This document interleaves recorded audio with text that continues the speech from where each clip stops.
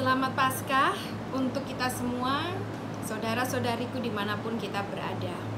Dan kita percaya melalui peristiwa Paskah tahun ini kita sekali lagi diingatkan bahwa kematian Yesus merupakan peristiwa yang luar biasa, di mana ini adalah penggenapan dari kedatangannya di dunia ini dan tujuan hidupnya untuk menyelamatkan kita sebagai umat manusia itu tergenapi dengan kematian dan kebangkitannya. Paskah membawa saya dan saudara bebas dari dosa oleh karena darah Yesus Kristus. Sekarang pertanyaannya ibu bapak dan saudara-saudariku, apa yang terjadi selanjutnya? Apa yang bisa kita lakukan selanjutnya? Tema kita pada Paskah kali ini adalah Paskah adalah pengharapan atau adalah harapan perubahan dalam hidup kita. Paskah adalah harapan perubahan dalam hidup kita. Dan bacaan kita pada hari ini terambil dari Yohanes 20 ayatnya yang ke-11 sampai 23 yang demikian bunyinya. Yesus menampakkan diri kepada Maria Magdalena. Tetapi Maria berdiri di dekat kubur itu dan menangis. Sambil menangis, ia menjenguk ke dalam kubur itu. Dan tampaklah olehnya dua orang malaikat berpakaian putih, yang seorang duduk di sebelah kepala dan yang lain di sebelah kaki di tempat mayat Yesus terbaring. Kata malaikat-malaikat itu kepadanya, "Ibu, mengapa engkau menangis?" Jawab Maria kepada mereka, "Tuhanku telah diambil orang, dan aku tidak tahu di mana ia diletakkan." Sesudah berkata demikian, ia menoleh ke belakang dan melihat Yesus berdiri di situ. Tetapi ia tidak tahu bahwa itu adalah Yesus. Kata Yesus kepadanya, "Ibu, mengapa engkau menangis? Siapakah yang engkau cari?" Maria menyangka orang itu adalah penunggu taman, lalu berkata kepadanya, "Tuan, jikalau Tuan yang mengambil dia, katakanlah kepadaku, di mana Tuan meletakkan dia supaya aku dapat mengambilnya." Kata Yesus kepadanya, "Maria." Maria berpaling dan berkata kepadanya dalam bahasa Ibrani, "Rabuni," artinya guru. Kata Yesus kepadanya, "Janganlah engkau memegang aku, sebab aku belum pergi kepada Bapa. Tetapi pergilah kepada saudara-saudaraku dan katakanlah kepada mereka bahwa sekarang aku akan pergi kepada Bapakku dan Bapamu, kepada Allahku dan Allahmu." Maria Magdalena pergi dan berkata kepada murid-murid, "Aku telah melihat Tuhan," dan juga bahwa Dia yang mengatakan hal-hal itu kepadanya. Yesus menampakkan diri kepada murid-muridnya. Ketika hari sudah malam pada hari pertama minggu itu, berkumpullah murid-murid Yesus di suatu tempat dengan pintu-pintu yang terkunci, karena mereka takut kepada orang-orang Yahudi. Pada waktu itu datanglah Yesus dan berdiri di tengah-tengah mereka dan berkata, "Damai sejahtera bagimu." Dan sesudah berkata demikian, ia menunjukkan tangannya dan lambungnya kepada mereka. Dan murid-murid itu bersuka cita ketika mereka melihat Tuhan. Maka kata Yesus sekali lagi, "Damai sejahtera bagi kamu. Sama seperti Bapa mengutus aku, demikian juga sekarang aku mengutus kamu." Dan sesudah berkata demikian, ia menggembusi mereka dan berkata, "Terimalah Roh Kudus. Jikalau kamu mengampuni dosa orang, dosanya diampuni. Dan jikalau kamu menyatakan dosa orang tetap ada, dosanya tetap ada." Ibu bapak dan saudara-saudariku yang terkasih di dalam Tuhan, melalui bacaan kita tadi kita diingatkan sekali lagi, atau iman kita juga diteguhkan sekali lagi, bahwa pengorbanan Yesus mati di kayu salib dan kebangkitannya merupakan suatu peristiwa pengorbanan, bukan pengorbanan yang kecil, tetapi pengorbanan yang luar biasa, yang Tuhan berikan kepada kita umat manusia. Lalu pertanyaannya kepada kita, jika dunia ini meragukan, jika dunia ini kembali bertanya, untuk apa Tuhan perlu mati bagi kita manusia? Ya. Apa bedanya dengan seseorang yang mengorbankan atau nyawa dan hidupnya untuk orang lain? Bahkan di masa sekarang ini kita juga bisa menemukannya. Ya. Sebagai contoh, prajurit yang rela membela negara, yang mungkin juga mati untuk negaranya, untuk bangsanya, atau bahkan seorang ibu yang rela mati dengan anak-anaknya. Apa bedanya dengan pengorbanan dan kematian Tuhan Yesus di kayu salib? Ibu bapak yang terkasih, kita bisa menjelaskan bahwa manusia, kita sebagai ibu, mungkin bisa menyelamatkan seseorang atau hidup orang lain secara lahir dan batin. Seorang ibu akan berusaha dengan keras melindungi anak-anaknya, bahkan sampai mengorbankan nyawanya. Ya. Tidak jarang doa seorang ibu jika anaknya berada dalam bahaya atau berada dalam kesakitan, Tuhan kenapa tidak saya yang sakit? Tuhan kenapa tidak ambil hidup saya saja? Tetapi di sini, apa yang membuat ini berbeda dengan kematian dan pengorbanan Tuhan Yesus? Hidup manusia, pengorbanan manusia hanya bisa menyelamatkan hidup orang lain secara lahir dan batin, secara jasmani. Tetapi Tuhan yang mati di kayu salib itu menyelamatkan jiwa dan bisa menghapuskan dosa manusia. Jadi ingat, hanya kematian Kristuslah yang bisa menyelamatkan jiwa, karena Dia yang menghapus dosa manusia. Kenapa diperlukan penebusan dosa ini? Orang lain sekali lagi mempertanyakan, kenapa sih Tuhanmu itu perlu mati di kayu salib? Kenapa Dia tidak menjadi Tuhan yang hidup, yang merajai, yang jadi raja, yang kalau Dia Tuhan seharusnya Dia nggak perlu mati. Dia cukup katakan, oke, dosa semua manusia dihapuskan. Tetapi di sini dikatakan bahwa tidak ada kebangkitan dan tidak ada juru selamat tanpa kematian yang membangkitkan.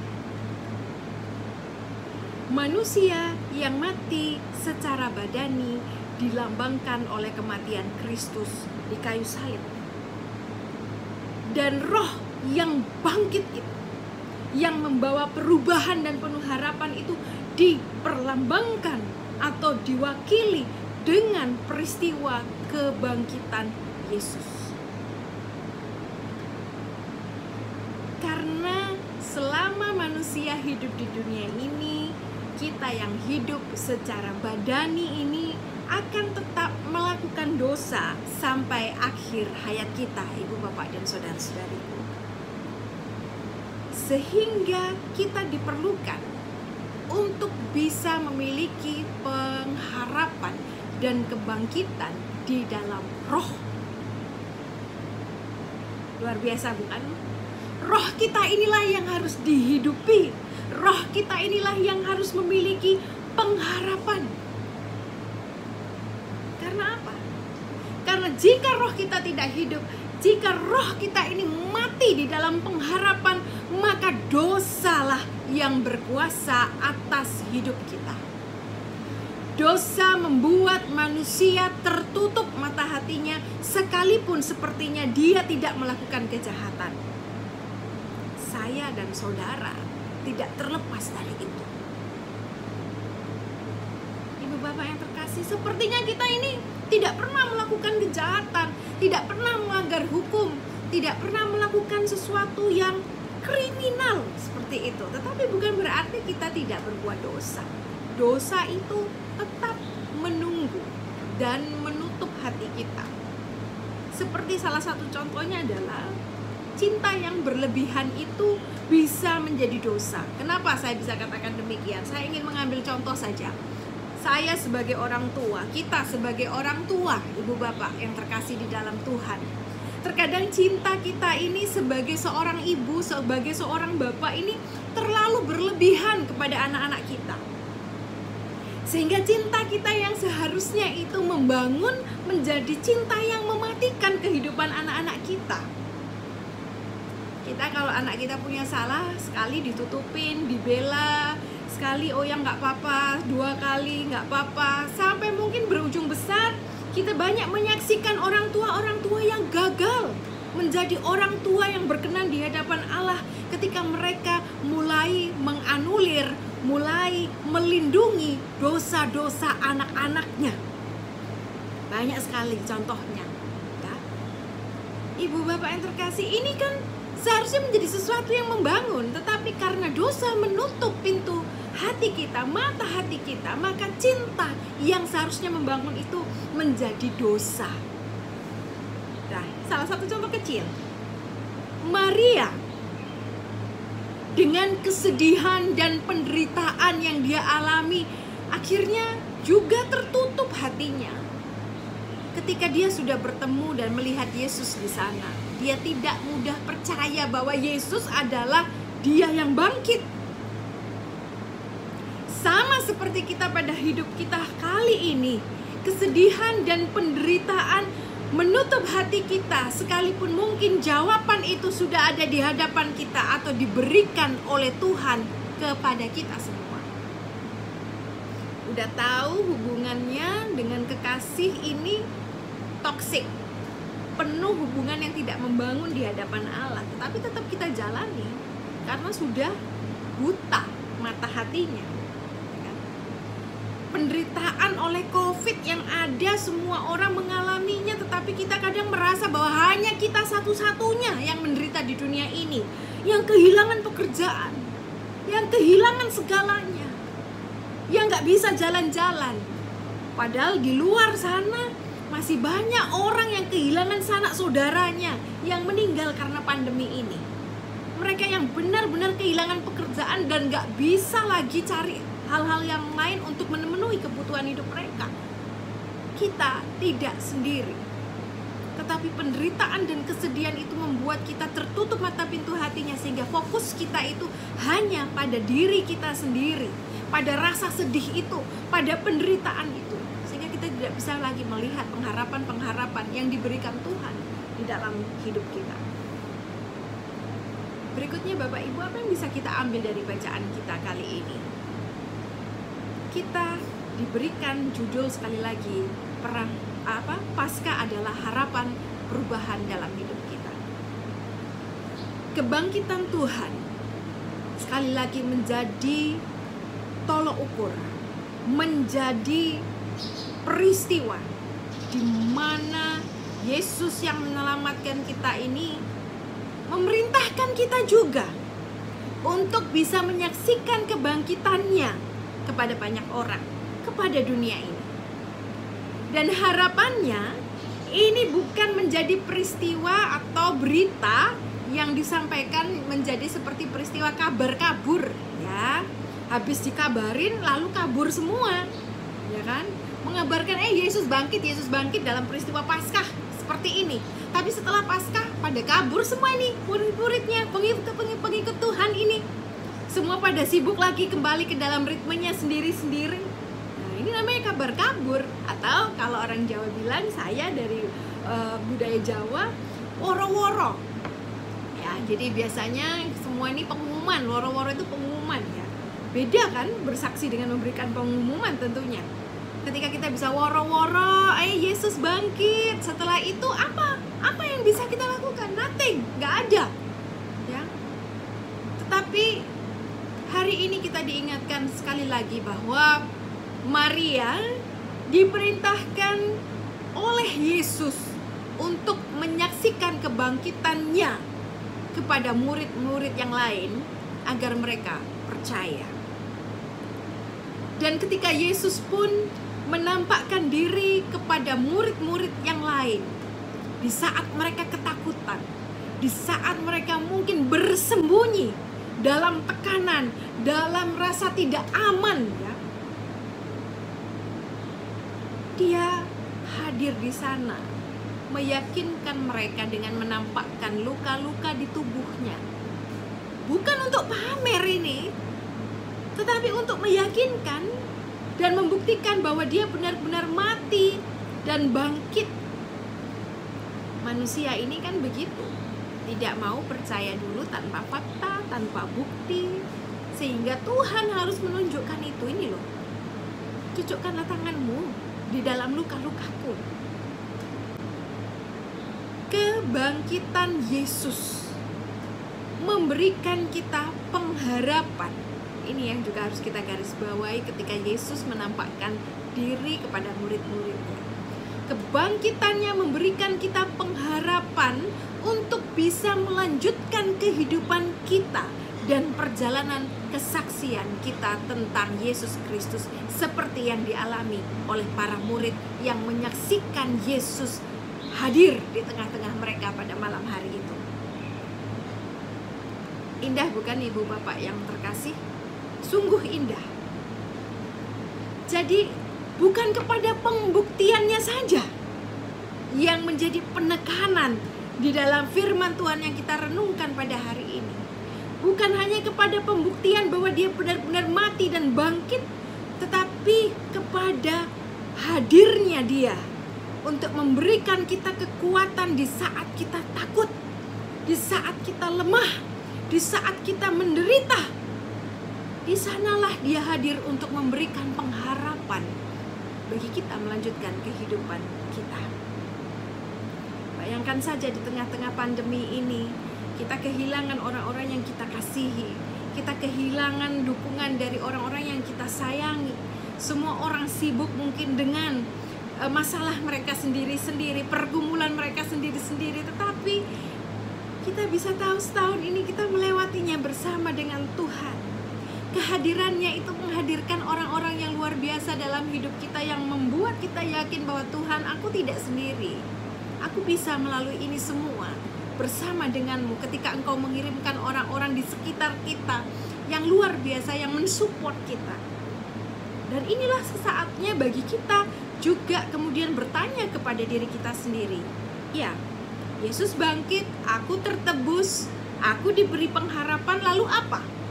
Ya kan? Saatnya juga saya dan saudara memfollow up apa yang Tuhan mau di dalam kehidupan kita. Apa yang mau Tuhan inginkan untuk iman percaya kita. Di dalam Kisah Para Rasul 16 ayatnya yang ke-31 dikatakan di sana, ibu bapak, percayalah kepada Tuhan Yesus Kristus dan engkau akan selamat, engkau dan seisi rumahmu. Nah, kata kuncinya adalah menjadikan orang lain percaya dan selamat.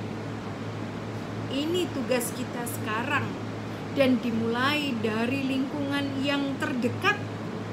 Keluargakah itu? Komunitas kitakah itu? Di gereja, di tempat kita bekerja, di mana kita tinggal? Bagaimana kita membuat orang lain yang percaya menjadi lebih percaya, dan yang tidak percaya menjadi percaya kepada Yesus Kristus?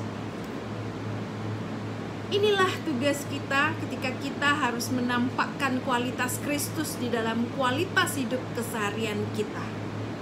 Menempatkan Kristus sebagai pusat dari segala hidup kita.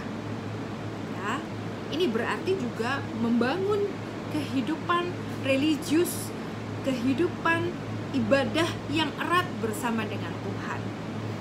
Apakah berhenti di sini? Tidak. Kita diminta untuk juga bisa menjadi berkat bagi sesama. Orang-orang yang bersaksi di dalam kehidupan kita sehari-hari, di tengah-tengah komunitas kita. Ibu bapak yang terkasih di dalam Tuhan, bagaimana sih cara yang paling gampang ketika kita ingin menjadi saksi Kristus yang memberikan pengharapan juga kepada orang lain? Jadilah orang yang selalu berbahagia ketika orang lain berbahagia. Jadilah orang lain yang juga merasakan kegembiraan ketika orang lain juga bergembira dan meraih kesuksesan.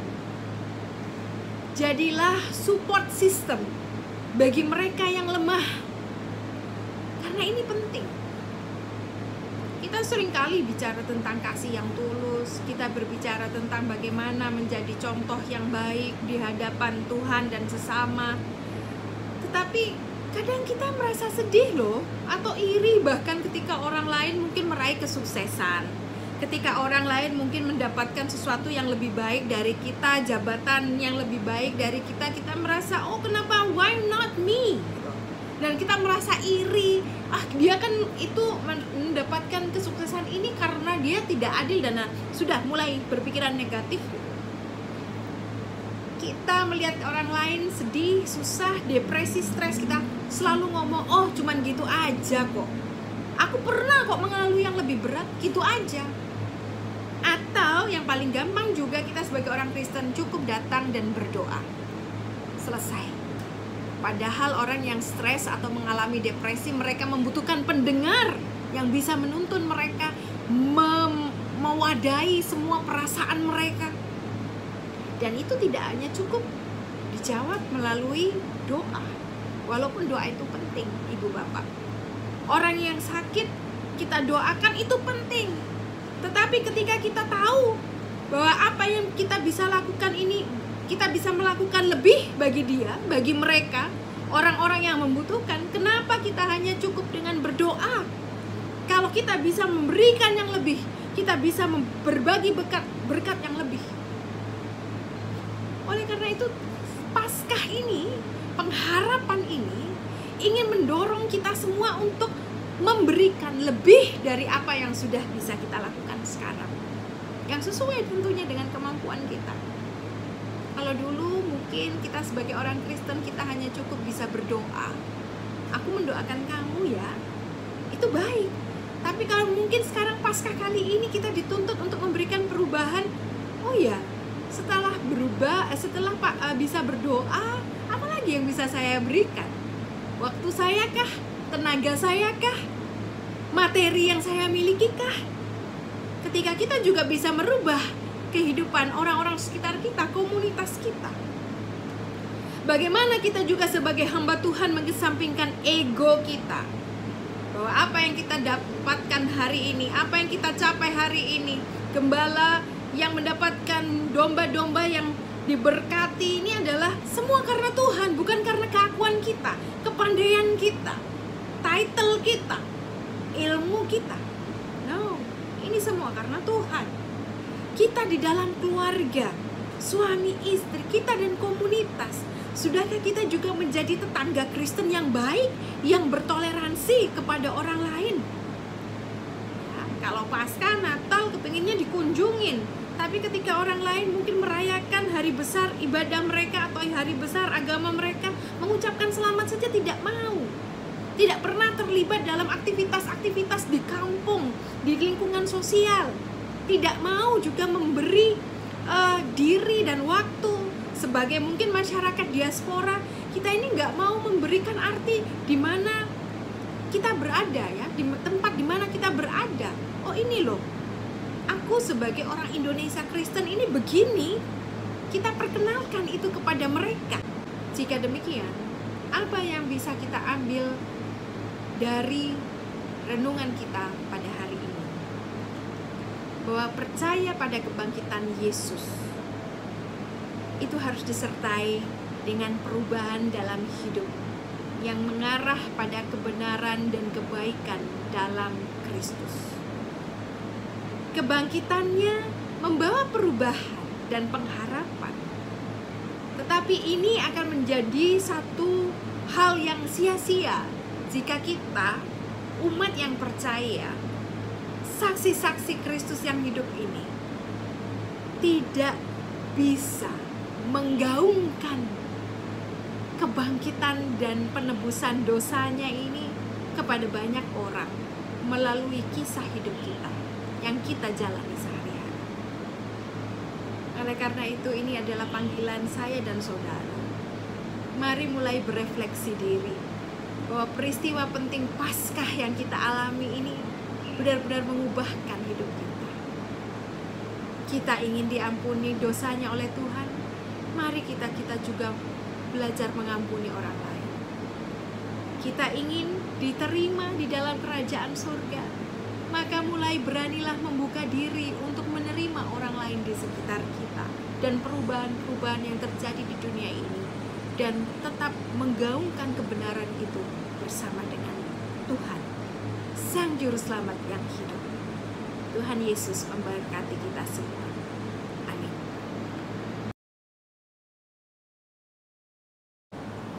Dan mari sekarang kita berdoa, Ibu Bapak yang terkasih dalam Tuhan. Sungguh besar kasih kuasa-Mu ya Tuhan di dalam kehidupan kami. Sungguh nyata pengorbanan-Mu untuk kami, sehingga kami tidak hanya mengingat kematian-Mu, tetapi kami justru mengingat kebangkitan bersama dengan-Mu. Kebangkitan roh yang Tuhan berikan kepada kami memampukan kami untuk bisa menjalani kehidupan kami sehari-hari, karena kami yakin Engkau ada bersama dengan kami saat ini sampai selama-lamanya. Kami tahu bahwa kami memiliki banyak sekali kekurangan dari jasmani kami, tubuh kami yang badani ini, sehingga kami banyak sekali melakukan kesalahan dan dosa.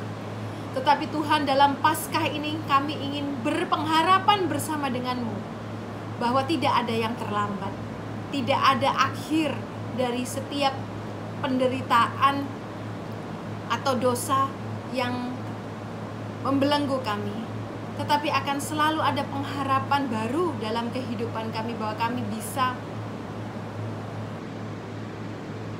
Yesus Kristus, Tuhan dan Raja kami. Kami percaya bahwa kehidupan yang kami terima hari ini adalah karena anugerah kebangkitan Tuhan. Kami dimenangkan di dalam Roh Kristus, sehingga kami dimampukan untuk memiliki pengharapan yang baru bersama dengan Tuhan. Kami yang lemah secara badani, kami yang melakukan dosa secara ragawi ini, akan selalu memiliki kekurangan dan kelemahan di hadapan Tuhan. Tetapi pengharapan-Mu ya Allah tentunya memampukan kami untuk menjalani kehidupan kami, untuk tetap bisa yakin bahwa dosa kami juga bisa kami atasi ketika kami berubah untuk menjadi lebih baik, untuk kami berhenti melakukan kelemahan-kelemahan kami, penderitaan kami juga akan berakhir, karena kami tahu akan ada jalan keluar yang indah ketika kami juga selalu menjalani kehidupan kami bersama dengan Tuhan. Maka bersamalah dengan kami selalu ya Yesus Kristus, menunggallah dalam hidup kami, hiduplah di dalam kami, sehingga kami mampu menjalani kehidupan kami dengan bersaksi kepada banyak orang, dengan menyaksikan kebaikan-kebaikan dan kebenaran Kristus ini kepada dunia ini. Berkatilah kami semua untuk bisa menjalani Paskah ini dengan sukacita dan dalam damai-Mu. Hati yang remuk, Tuhan sembuhkan. Hati yang sedih, Tuhan beri pengharapan. Hati yang bersukacita pada saat ini, Tuhan berkati untuk bisa lebih lagi membagikan sukacita ini kepada banyak orang. Terima kasih Tuhan Yesus. Dan hanya di dalam nama-Mu yang kudus, Juru Selamat kami yang hidup, Tuhan kami Yesus Kristus, kami berdoa agar Tuhan yang menyempurnakan setiap perenungan kami hari ini. Haleluya. Amin.